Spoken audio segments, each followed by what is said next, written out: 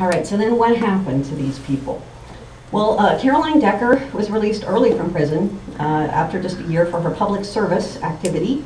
She taught classes to the other inmates in Tehachapi and taught a lot of them to play the piano.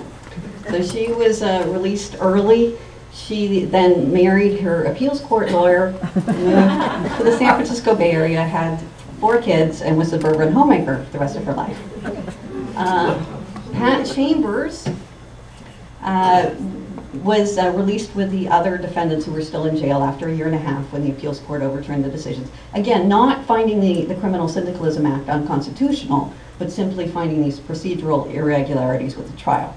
So he was released and he became a carpenter in Southern California. Both Decker and Chambers, and indeed just about all of the union organizers, left the Communist Party because they were disillusioned.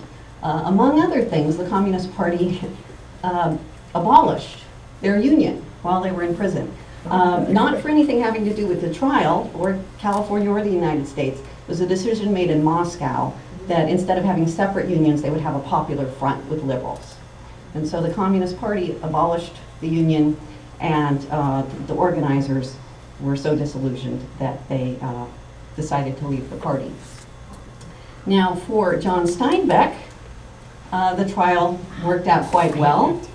He took those notes that he had in his conversations with Pat Chambers and the other union organizers and wrote his first serious, critically acclaimed novel, In Dubious Battle, which came out in 1936.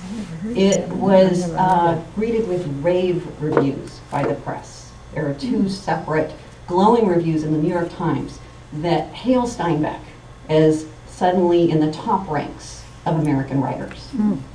And it was, interestingly enough, in his description of the strikes and of Decker and Chambers, Steinbeck made a couple of interesting decisions. First of all, he turned Caroline Decker into a man, which I think is another way that she was sort of erased from history.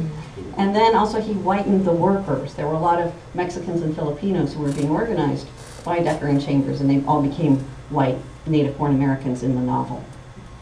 But it was a critical success for him, and on the strength of that, a San Francisco newspaper hired him to go into the Central Valley and interview more farm workers to write a newspaper series, which in turn became the basis of his most acclaimed novel, The Grapes of Wrath, which came out in 1939.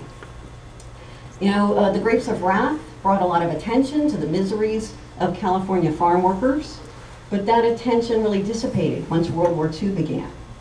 And it would be decades before California farm workers were successfully organized into a union. It would take till the 1960s with Cesar Chavez and the United Farm Workers. Chavez regarded Pat Chambers and Caroline Decker as heroes. He knew all about the history of the Cannery and Agricultural Workers Union, and was thrilled one day to meet Pat Chambers and hail him for all he had done 4 decades earlier for California farm workers. And as a result of Chavez's efforts, in 1975, so 4 decades after Chambers and Decker were on trial, California passed the Agricultural Labor Relations Act, and thus became one of only 2 states to give legal protection to farm workers who want to form a union.